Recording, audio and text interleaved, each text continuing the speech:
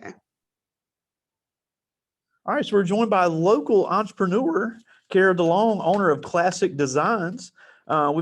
We've looked at your website, looked at some of your really interesting designs that the kids are really impressed with. I've got a room full here with me, Velma Jackson. This is our entrepreneurship class, and we're recording this for our friends at Ridgeland High School, Germantown High School, Madison Central High School, and for our YouTube channel. So we're very pleased to have you today, another local Black business owner here in the Jackson area. So before we really talk about what it is you do, tell us a little bit how all this started with Classik Dezignz. Okay, so started this back in March of 2017. Kind of started it because I wanted to get my daughter some things. You know, when you pay for something that you really, really want, you want it to be right, right? And so my ideas and my visions, when I tell somebody like, hey, I want this shirt to have this and I want it to look like this, and I'm paying you $30 for a shirt for a kid, which is, kind of weird, but I'm doing it because, I want my baby to be nice for her birthday. But when it's something that you don't want, when you get it after you've already paid your money, you just kind of like, what do I do next? So it was one of those moments where I had to act fast when I got something that I really didn't like. And just so happened, long story short, I made something for my daughter and I posted it on Facebook. Didn't think that I was going to get as many shares as I did. My very first post, I believe I got 57 shares and like 170 something likes. I just looked back at it like a couple of days ago and I was like, wow, I can't believe I did that. And everybody was like, who made this? Who did this? And I'm like, I did. They were like, you do this now? And I'm like, I guess I do now, So it just kind of went from there. And to the point where I am now, it's to me, I know it's God. Like he just gives me the vision and the to keep going because I am so busy. Like I don't just do this, I do other things, and I have kids. And it's like I'm a mom, I'm an entrepreneur, I'm an employee somewhere. So, it's just a lot, but it's my passion. I absolutely love it. Yeah, and we were looking at some of your designs, which, and we've had other designers in this class before in other parts of the country. And yeah, they do the shirts and the apparel, but you literally are putting designs on anything you could think of. Yeah, I They were actually have impressed. something Yeah. today. Yeah. Like, Oh, wow. yeah, it's a baby diaper bag. Yeah, you got So some ooze on the class on that. They think that's pretty cool.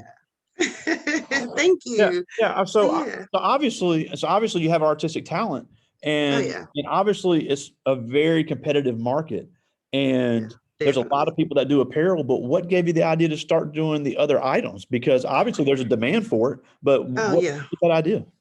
Well, so the first thing I kind of did was I made of course, it's always my daughters. I always use them as guinea pigs, right? Because if they think it's ugly, then I won't post it. If they think it's like, no, mom, because they're 8 and 5.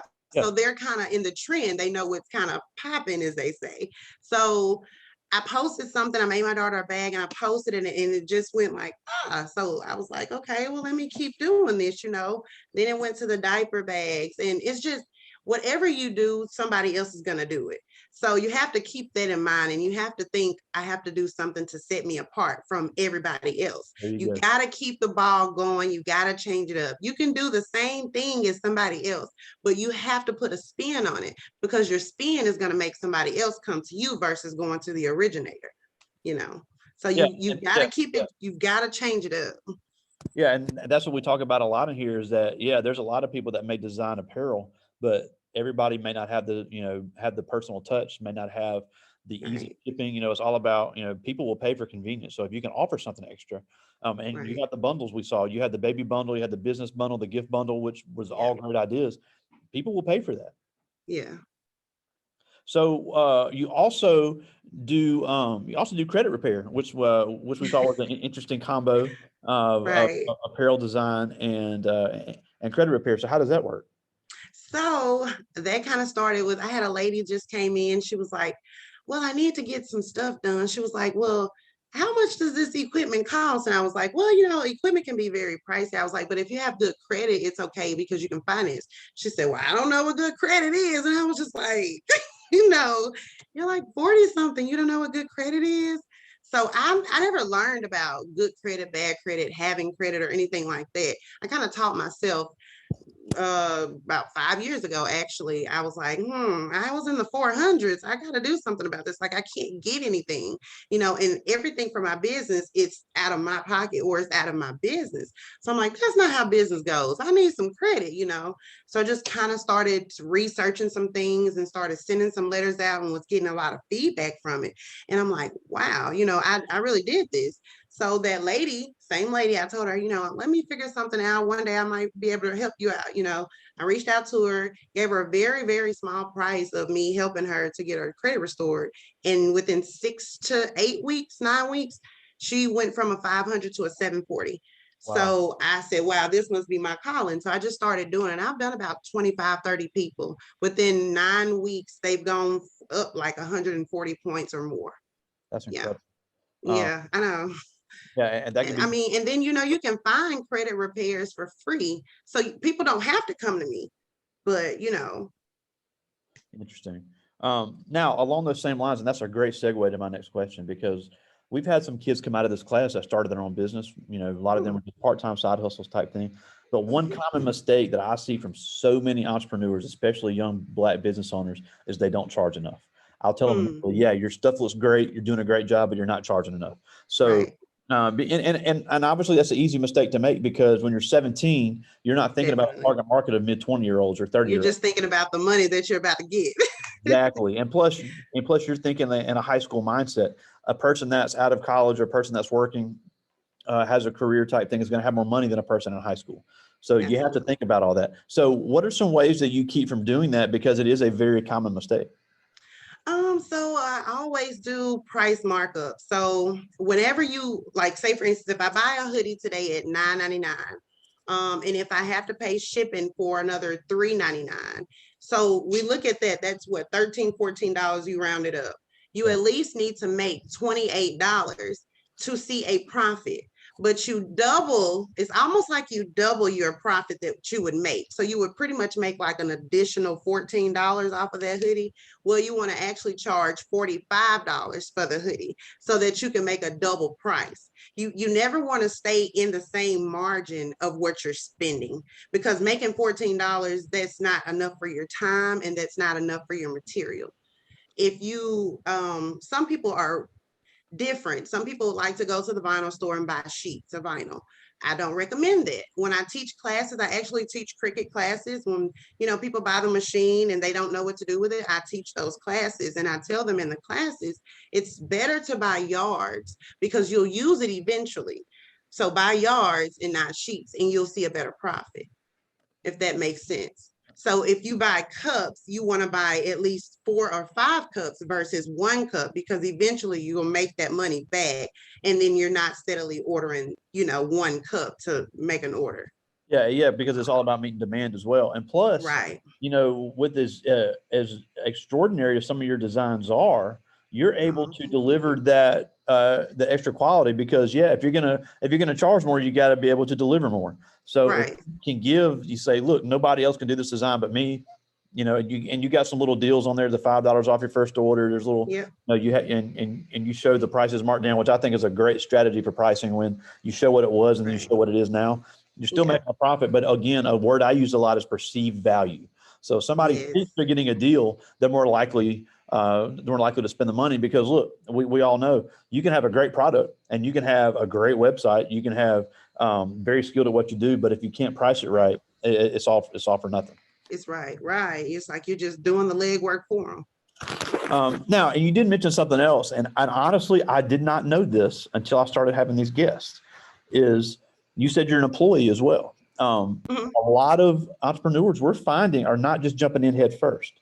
They may take their Right. business very seriously, and it may be their main focus. But some of them are Right. even just part-time employees, because you have kids, keeping benefits, keeping health insurance, things of that nature. So, how Right. do you balance being an employee and an entrepreneur? And do you ever see yourself just going into full-time entrepreneurship?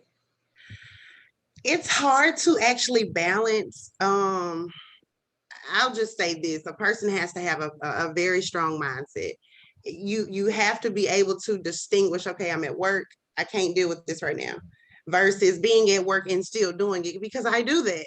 And it hinders me a lot. So you have to have a good balance and a good way of understanding this is this and this is this. I do see me very soon going full time. There's been a lot of good things happening. So with God and prayer and faith, I'll eventually step out. But a lot of people are like me. They're just afraid that if they step out, will it continue? Like, will the good continue to be good? Or will the good start getting rocky? But, you have to have that faith over fear. So eventually I see us being full time. Oh, that's awesome. And with the way the business works today, you would never really have to have a brick and mortar location. Um, Mm, I beg to differ. I say yes and I say no. but Having a brick and mortar helps people to better find you. It helps people to better understand, like, oh, I can just go here and she's open. And if I need anything, she may have it, or I can put in an order, versus having to go through the hassle, like the seasoned people, as I say, our older generation. They don't like to find you on Facebook. They don't want to do all that. They don't want to have to call you on the phone. They want to pull up to your location, get what they want, and they're gone. People like to be able to know exactly what times you're open. You have a set time, set location. That benefits a lot of people. So, that's a very valid point. yeah. Now, and also, are you doing the pop-up shop thing? I was at the Jackson State game Saturday, and I've never seen so many dang pop-up vendors in my life. But they all had lines, so obviously they were doing something. So Yeah. is that a way you market yourself as well? I started off doing pop-up shops, and then I kind of stopped, because sometimes, if you're not in the right pop-up shop and they don't market is going to be 110% of your commerce, your sales, everything. So if you get somewhere and somebody doesn't market well, it's a hit or miss. And I found that a lot. Like, I'll still make a profit. I might pay $50 to set up, and I might make $250, overall. So I made my money, but it's just like I could have made more if there was better marketing. So honestly, maybe next year I'll either start hosting them or I'll participate again, but I don't see it this year. I mean, it's definitely an art to it. Um, Yeah. Now, one thing that we also talk about is that another mistake entrepreneurs make is they think they can just do everything and they don't want to get any help or training and other skills. So, what are some things that you didn't? I mean, because I'll give you a perfect example. Last year, we had a doctor who's one of the top pediatricians in the country. But she said, I knew how to take care of a patient, but I had no idea how to run a business when she opened her own practice. So, what are some things you had to learn? Because obviously you had the skill. What are some things you had to learn, or you maybe had to source or outsource in order to run your business? Well, I always outsource. I outsource a lot. I have a lot of friends that do the same things that I do. If I'm overwhelmed, I'll reach out a hand. As I tell people, it's enough to eat. We can all eat together. Let's do this. And, collaborating and networking is a thing that us as Black owned business owners do not like to do.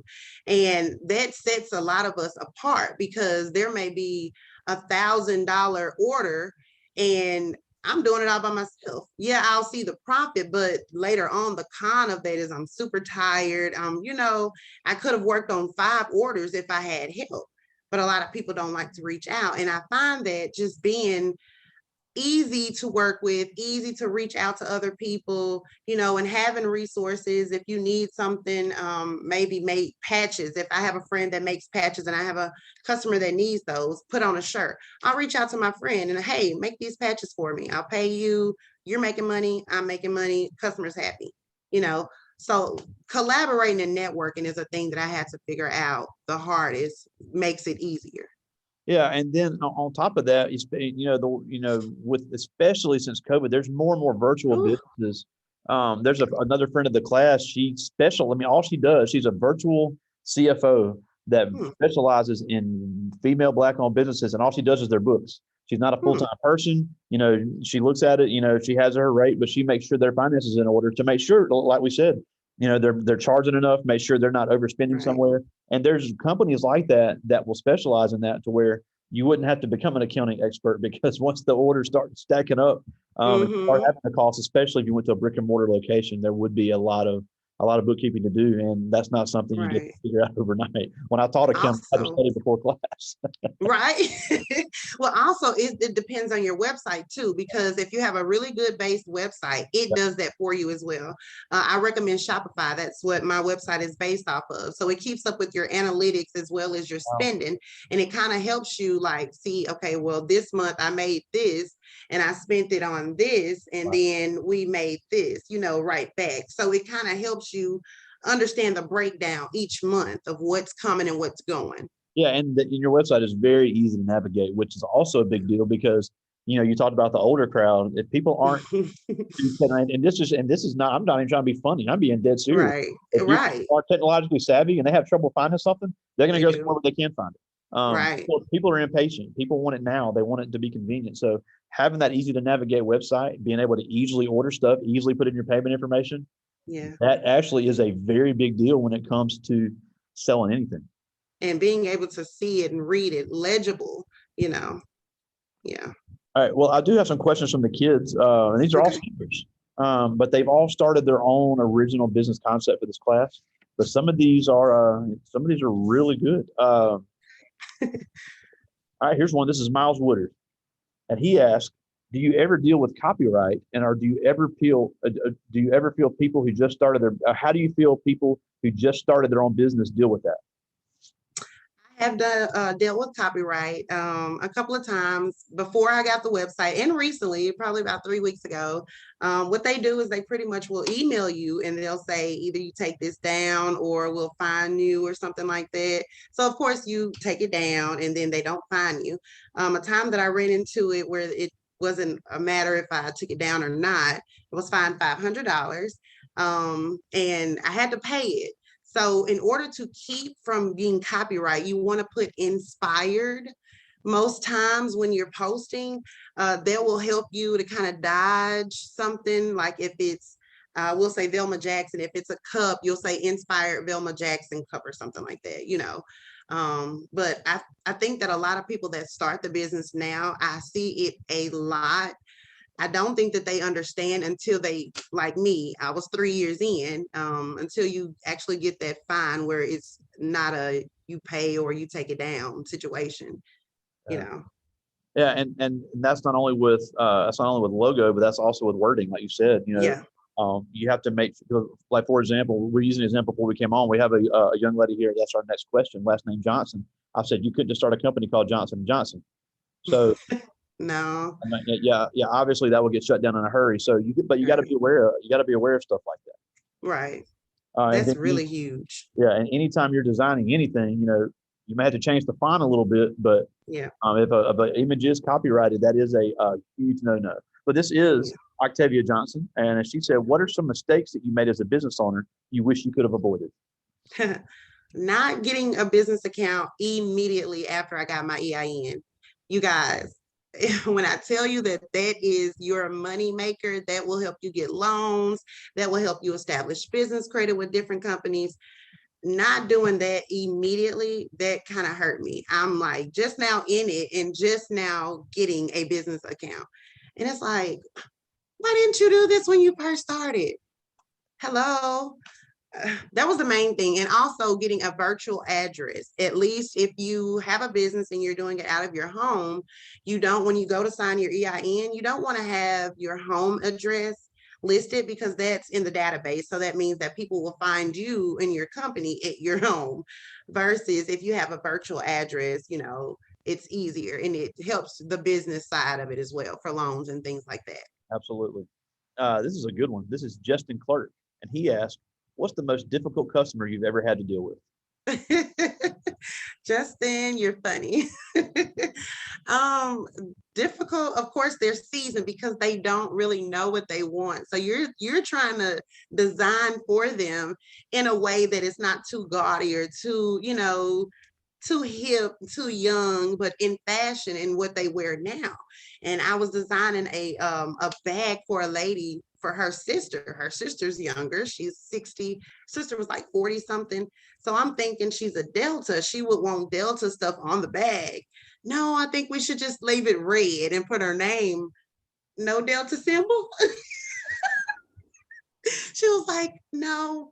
When the sister got the bag, she immediately messaged me. She said, I love the bag, but I'm sure my sister told you not to put the elephant because she doesn't like elephants. So What else that, is that? that was really weird for me. I mean, when I design, if you tell me to design Jackson State, I'm gonna put tigers, put something that represents. So that was really different. Oh, I can't wait to tell my coworkers that are WCFed about that one. That's a good one. Yeah, that was weird. Wow, I've never heard of that. Good question, Justin. That would throw me off too.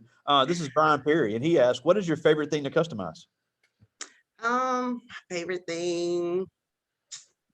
I would say the baby bundles and t-shirts. Because you can do so much with the t-shirts, like you can do the 3D, like this is a jersey and it's custom. So t-shirts and the baby bundles. I Yeah, get to be free with the baby bundles. yeah. Because I told you before you came on, we're looking at your website. The baby bundle was a favorite of the class. They really thought that was cool. That was a really cool idea. Yeah, And that's man, my favorite. you could even add more to that. That's you Oh got yeah. the bib and the backpack. You could do the onesie and the cover on the crib. You could do a whole Yeah, lot. That would look yeah, real cool. that would be good This is ideas. Yeah. Hey, I'm here to help. This is the Marion Bolden, and he asked, "What is the biggest inspiration of the design of your products?" The biggest inspiration. My mom, she's of course my inspiration. So she's always been the crafty, colorful, get it done, making baskets. Like she is my inspiration. When I see her, I see colors, I see design, I see everything. I see go get it. So yeah, my mom definitely. That's awesome. Now, obviously, you have a big MPHC market. Yeah. I don't think people realize what a big market that is, creating MPHC products. Yeah. It's huge, actually. People message me like, and I don't even know them. They'll find me on Google and they're like, hey, I saw this. Like, can you design it any kind of way? And I'm like, yeah. Like schools from Arkansas just got an order from Las Vegas for a cheer team. Wow. So yeah, like a lot of people find me just on Google Business. That's another big thing. Google Business is really huge. You never know who you can meet through Google Business. Absolutely. Yeah. Well, we're almost out of time, and we thank you so much for joining us. Yeah, absolutely. Thanks for having me. That's some great stuff. But before we go, you're right here in the Jackson area. You're a young Black business owner, and these kids are about to graduate from high school. Some of them are going to be at least part-time entrepreneurs and gonna pursue some things. So, what are some ways they can overcome the obstacles that you face as a Black business owner? Stay consistent. Don't talk before you start. Like, don't tell other people your idea before you start it because they will take your idea. I don't care how close they are to you or what they say. Be mindful of everything that you do. Make sure you have your business in order. Every license, every DUNS number, whatever you need, be sure to get that at the forefront. Make sure you have a business account once you do all of that. And just continue to strive for more. Just because you're doing great right now doesn't mean you can't do better. There's always room to grow. There's always something new to learn. Always stay on your P's and Q's and stay 10 toes down. Awesome. Now, before we go, tell us where to find you tell Rad where to find you online. I'm Classik Dezignz LLC on all platforms. That is Facebook, Instagram. I have a store, 4515 Highway 80, Jackson, Mississippi. We're getting that geared up. We just purchased it, so we're getting that moving and up and running. We'll be hiring soon. Stay tuned and look out for that. We're ClassicCustoms.com as far as the website. Yeah, and that's going to be a great location right up there by Jackson State. That's going to be awesome for that market because a lot of them, they tell me in the Uber they're looking for that kind of stuff. So that's a great market right there. But again, Cara DeLong, Classik Dezignz, ClassicCustoms.com. Thank you so much for joining. Thanks for having me. All right. Talk to you soon. Bye.